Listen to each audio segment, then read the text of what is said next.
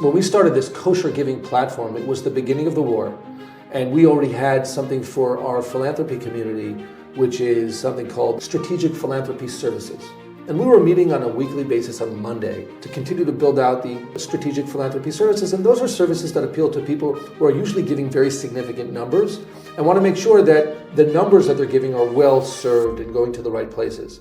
Hi, I am Rabbi Rami Goldberg, and welcome to another episode of Biblical Money. I am here in the studio with Avi Zimmerman, and a longtime friend. We actually grew up in West Orange, New Jersey together, and thankfully have both made Aliyah and are here. So Avi's involved in some amazing projects, and so why don't you tell us a little bit about kind of your history and how you got to where you are right now? Well, you're right, Rabbi Rami. My history begins with you way back when in West Orange, New Jersey.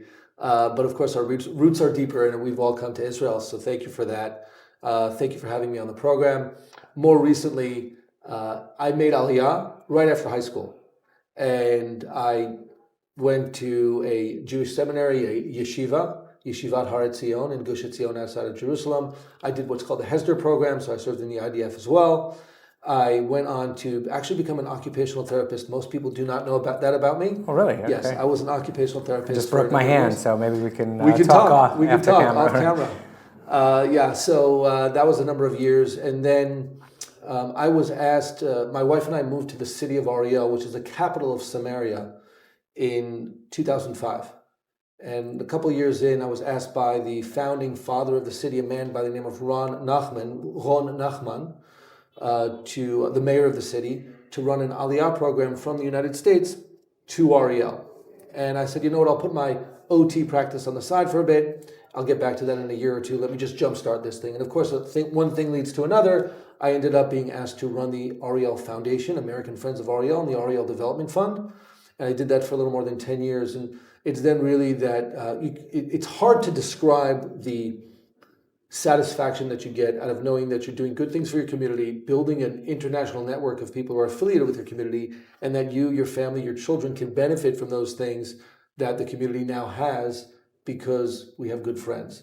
So that was really very, very exceptional. From then, I ended up doing an MBA at Ariel University, and then asked myself, what am I going to do with this? I'm working in philanthropy. What can I do with this? So I set up the Judea and Samaria Chamber of Commerce and Industry. Wow, okay. And that's a lot to talk about the biblical region and business, and just a quick follow-on so you know the trajectory, and then we can talk about whatever is most poignant. But moving from that, we ended up getting a group of US-based investors to start investing specifically in Judea and Samaria. So that was a spin-off. Was that Jews, Christians, a combination? It was a combination of Christian investors and me. So I guess it's a combination of Christians and Jews. Okay. But I was the boots on the ground. The investment community was US-based Christians from across the US, essentially just about coast to coast. And it was amazing. It was amazing. From that, I learned also a great deal doing that. And we decided we could do more. And so they really developed an appetite for investing in all of Israel, not just in Judea and Samaria. At the same time, I wanted to take some of the experience that I had with government, business, and nonprofit, and I set up a consulting firm. It's called Sector 4 Strategy, and I support each of those different sectors of the economy. Most specifically, since the beginning of the war, my team and I have been focusing, not exclusively, but primarily on the nonprofit world, which includes supporting nonprofit organizations that are either Israel-focused or based in Israel, and supporting the philanthropy community, giving them tools for what we call kosher giving. Probably shouldn't have touched the mic. For what we call kosher giving, but essentially better giving tools. Right. So, I mean, why go nonprofit? The for-profit community brings so many jobs, so many opportunity, and going nonprofit does mission-oriented work, but you could be supporting thousands of families, and I'm sure you did from the Ariel Commerce, the Chamber of Commerce, and having all these investors, you probably had thousands of jobs that you created. Why not continue in the for-profit space? So I think it's a mixture of both. What I've been very fortunate, blessed to be able to participate in is finding opportunities where there's a synergy between government, business, and nonprofit. Because ultimately, whenever you're going to do something of great strategic value, you ultimately break out of your own glass ceilings and cross over. The example of a chamber of commerce is a good one. The chamber of commerce is actually a nonprofit that supports the business community. Okay, it works with municipalities to be able to support business communities in different sub-regions within its broader scope. So it's actually, it becomes partnerships between the different areas. The reason we've really doubled down on the nonprofit community is because of the needs. This war is not over, and who knows how long it will persist for. And nonprofits can be run better. That's the good news. By the way, most businesses can be run better as well. That's true. So, nobody has a monopoly on excellent business practices or best business practices, but we do know that the nonprofit world has to step up and make sure that it adopts business practices. The only difference between a nonprofit, which is essentially needs to be run as a business, and a business is who will benefit from the profits. In a nonprofit, the beneficiary is the community. In a business, the beneficiary is the business owners or shareholders. And so there's nothing wrong with being a shareholder in a business, but there's also nothing wrong. In fact, it should be a requirement to run the nonprofit as a business as well, with the same smarts, the same efficacy, the same professionalism. Right. And from my experience in speaking to business owners, people want to give to professionally run nonprofits because all too often you're kind of dumping money into something. So how do you vet businesses? How do you make sure that they're running? I have millions of dollars. I don't, but I'm saying if I did, and I wanted to give it how do you decide which nonprofits are running and actually having an impact? Because I think the word impact is something that's very difficult to really define. But how do you define that? That's a great question. I think there's so many questions to that question. I'll try to start with what I consider the basics. So when we started this kosher giving platform, it was the beginning of the war. And we already had something for our philanthropy community, which is something called Strategic Philanthropy Services. And we were meeting on a weekly basis on Monday, our team at Sector 4, to continue to build out the strategic philanthropy services. And those are services that appeal to people who are usually giving very significant numbers and want to make sure that the numbers that they're giving are well served and going to the right places. But we realized that there was an explosion of giving at the beginning of the war, which is very, very positive in and of itself. It's a strong expression of the desire for people to just want to be part and to contribute. But there were not a lot of questions asked, not at the beginning. So people could have written practically, virtually blank checks, or they were willing to, write off their entire foundation, just give it to Israel, not thinking a lot about where that money was going. And so again, there's a lot of enthusiasm that we'll applaud, but we all know that there's a fault line there. It's actually a very, very dangerous one, because when you're entrusted with funds, and I'm speaking now, we're talking biblical, so we're talking from a faith perspective. When you're entrusted with funds, that's a responsibility. You have no less of a fiduciary responsibility than the person, the nonprofit running, or the nonprofit manager who's holding those funds for you. So you're actually not, quote unquote, allowed to just throw away the money. So where's the money going? The actual question of vetting, I think, is a different question. That's something, there's a real audit process that can be entered into, but even before the auditing, there's some basics. And I think the basics actually begin with the donor or the philanthropist understanding that better giving is on offer, that's a possibility. Because usually we don't think about that. Who do we give to? We give to the people we know. We definitely give to the people we trust, and we should give to the people we trust. But what happens if the people we know or the people that we trust aren't connected? They're not the same people, right? If my neighbor, I always give to my neighbor for the dog shelter down the street. But if today I need to give to Israel because there's a war going on, and I don't know the guy from Israel, so who am I going to give to? That's a really, really big question. And then where do I begin? I first have to realize that I have to basically there's kind of like 3 steps in the process, 3 elements to the giving arc. The first is what should I be giving to? What's my giving purpose? The second is who are my agents? Who are the people that I'm going to be able to trust to help facilitate that? And the last is the beneficiary, or what you asked about, which is the impact. And there's lots of different models for measuring these things, but if I know that I actually can give with greater purpose, I will also realize that I can get to the point of greater impact. I mean, you're saying that the impact that I start out as the giver, I'm now able to go through these steps to get to a bigger impact. Let's make an illustration. So you've got these millions of dollars, not millions. I have billions and billions. Let's say you want to keep some for your kids. Right, okay, okay. so just $1 million. Right. Rabbi Rami is trying to figure out in 2025, where's he going to give $1 million?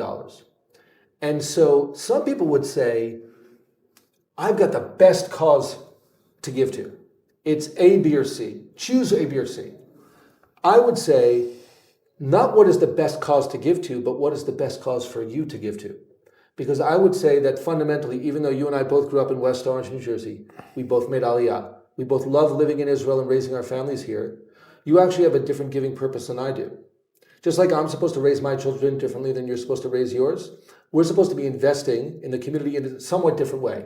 It may be that there's a lot of overlap, but there's probably going to be some places where we give differently. So the first thing is you need to do your own audit.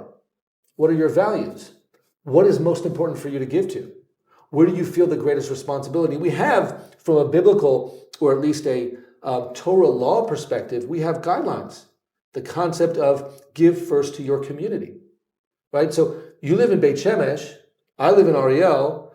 If there's a piece of this puzzle where each of us are supposed to be giving to the needy of the community, you're supposed to be giving to the needy of Beit Shemesh, and I'm supposed to be giving to the needy of Ariel. And we will both be better fulfilling our giving purpose if we're giving to our respective communities. So just by way of illustration, we're not supposed to be giving the same way. There aren't the best projects, there are the best projects for you. That's part one. When you start realizing that you actually, one second, where you give matters. It's different than your capital investments. It's comparable to your capital investments because you want to do it well. This gets to your agents, right? If your investment guy is doing a lousy job with your funds, and your balance sheet keeps going down instead of up, right? You're going to switch your investment guy. Right. It should kind of be the same way with your philanthropic giving. It's not like, oh, this is my tithe bucket, so it's just, I'm done with that, check. I sent it off. I hope it goes to a good place. You still have that responsibility to make sure it's going to the right place. You want to check on the reporting. What's happening with your funds? What's going on with that? Have some very transparent conversations with them. Make sure that you're with the right guy, gal, whatever the case may be. And that brings you to the next step, which is ultimately the impact. And so part of it is the reporting, and part of it is the awareness of where it's going. And that ultimately reinforces your giving purpose. You look at yourself at the end of your 2025 giving, you planned it out at the beginning, we're at the end of Q1. Okay, we're using business terminology. We're going into Q2. If you haven't planned your 2025 giving, now's the time to do it. You don't want to just give sporadically. Some of it, okay, you'll give happenstance, if you will. Perhaps that's a divine appointment, the person who just came through your door. But other parts you want to be able to plan. And only in December 31 of 2025, maybe a little earlier, you'll start thinking about your December 26th. Your 2026, and you'll be thinking about that because you're informed by the purpose, by your agents, and by your impact of 2025. Right. So it's a pretty simple system, but it needs to be implemented well. We need to be thinking about it that way because that's our responsibility to our giving. Yeah, I think that's amazing because in business, you're right. We think about it and we think about what are we going to do next quarter, what are we going to do next year, next 5 years, whatever. And when it comes to our giving, what's our impact look like? And it's very difficult to have an impact when the thing that you're doing is running by the seat of your pants. Oh, this guy just walked through the door. Let me give him money or her money or whatever. And like what kind of long-term impact, and then there's a way. I think you mentioned that there's also sometimes matching funds that you can get if you're kind of thinking long-term. Meaning that there's other foundations that you can have bigger impact. Did you say that? We can and should be more strategic about our giving, and this really depends on the kind of tools that you're using, and ultimately it does depend on the capacity of your giving and it's partially tools and partially capacity. So it's not just the focus of what would I like to give to. Sometimes I can give an $18 donation. That's all I can give. Back in the day when I was working with the Ariel Development Fund, I cherished the donation from the woman from Dallas, Texas, who literally gave $17.36 because that's what she could afford that month. The 36 cents didn't come from She thought 36 was a good number. Maybe she did. Right. Okay, but 1736 is out, and I valued that the same as the $1 million donation I got from someone else. From the perspective of your giving purpose, both are equally valuable. But it is difficult with the systems that we work with to really leverage the 1736. You could go to a crowdfunding campaign and say, okay, there's a matching gift here. I'm going to join that. That could work.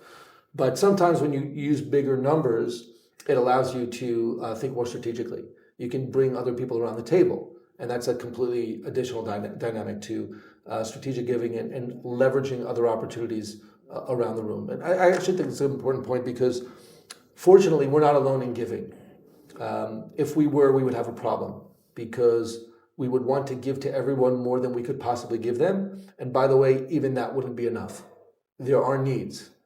I'm of the opinion that there are at least as many resources as there are needs. We have to do, this is a matching game, okay? Right. So we're actually not tasked with doing everything. So leveraging is a really important part of the puzzle, but we have to figure out how to do that as well. Right.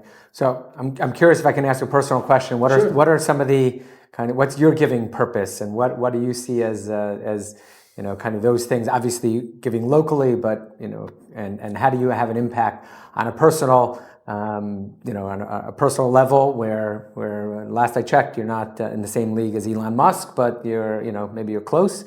But how do you? What's the purpose that you have on on your? You asked a great question because I definitely need to practice what I preach, and there's room for everyone to improve. Absolutely, but I would say that from my personal analysis of where I am in life today, my giving purpose is something that, in addition to my philanthropic giving, I've been very blessed that the work that I do is part of the kind of giving I'm supposed to give.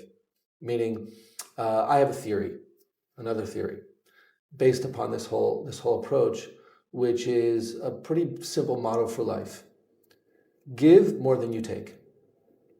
Very simple. Make sure that not only the dollars that you're giving and your dollar balance sheet, okay, or your annual giving plan is that way, but the way that you live your life is in such a way that you take what you've been given and you make sure to give back more than you've taken in the first place. And I think if we're all doing that, that's where we resolve the problem that I mentioned before about, well, I can't give to everybody. I don't have to give to everybody.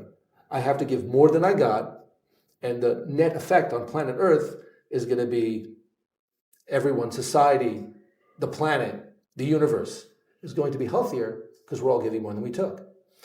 So I'll just, if I may, I'll go down another level. And I'll share because this is biblical about Joseph, okay? He's a role model for me in the following way. The biblical Joseph, when he dreamed for himself, he got thrown into a pit. He dreamed that he was the center of the universe, right? Literally that everyone is bowing down to him. That didn't go very well for him. Then when he was in the pit, or kind of when he was in jail after being in the pit, he started interpreting dreams. And so when he started interpreting dreams, things got a little bit better for him. Eventually, he got a get out of jail card. Took 2 years, long story, but it went better for him when he was interpreting the dreams of others. He could see other people and interpret for them and support them.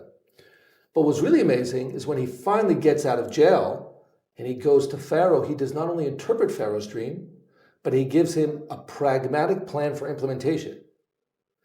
And here, by making the dreams of other people come true, not his own dreams. Eventually his dreams do come true. But he gets out of jail, and not only gets out of jail, he rises all the way to the top because he's in the business of helping other people support themselves for their dreams. It's not only seeing beyond himself, it's really being there for the other person. Wow. And so I look to that as my small way of trying to help other people support their dreams coming true. That's you asked about the nonprofit. It's more exciting to do that for nonprofits than it is for the businesses. Only because you know that the net gain that we spoke about before, it's just going to keep building on itself. Because the nonprofit is putting all of that time and effort and hopefully professionalism that they've invested and making sure that it's going to continue to pay off. Wow. For the community. That's great. I love that formulation with regard to Joseph. Something I personally think about, and my kind of prayer to God is that I should always be part of the solution. You know, whatever it is that I'm able to give and find those opportunities. So that's really a beautiful thing. I don't know. Well, we'll start wrapping up. I don't know if there's any final kind of words that you have to share. And I have one more anecdote if I can. Sure, because I think it really helps bring things home. It's the story based on a true story of a young man who approaches a very wealthy individual, known as a very wealthy individual. And he says, "Pardon me, sir, can you tell me how much are you worth?" And so the guy looks at him and he gives a number. And the young man starts giggling. He says, "Come on, everybody knows you're worth at least 10 times that." So the man looks at him and says, "You didn't ask me what my balance sheet looks like. You didn't ask me about my yacht, my properties, none of that. You asked me what am I worth. And I want you to know I'm only worth what I have given to others. That's what I'm worth. Wow. I'm not worth what I have, because what I have, I don't get to take with me. That's not mine. The only thing that's mine is what I've given to other people. That I can claim for myself." And it's with that perspective, and I think we all know that intuitively to be true, but we've been conditioned over time and like our entire lives to think about, again, not what we give, there's the giving bucket, but most of our time is about what we can take. And really, the most important investment that you'll ever make is not the capital investment on the returns. It's the ultimate returns that you're going to get for what you've given to others. And so, for me, that's a good way of framing it and helps us with a better perspective on gets back to your question: why focus on the nonprofit? Why focus on the giving? It's the most important investment we can make. Amazing. Avi, thank you so much. It's been a pleasure to always reconnect with old friends. Absolutely. And God should continue to bless your efforts. Amen. and everything that you do, and Amen. Continue to bless the land of Israel in all of your efforts. So Amen. Thank you. Thank you, Rabbi Rami.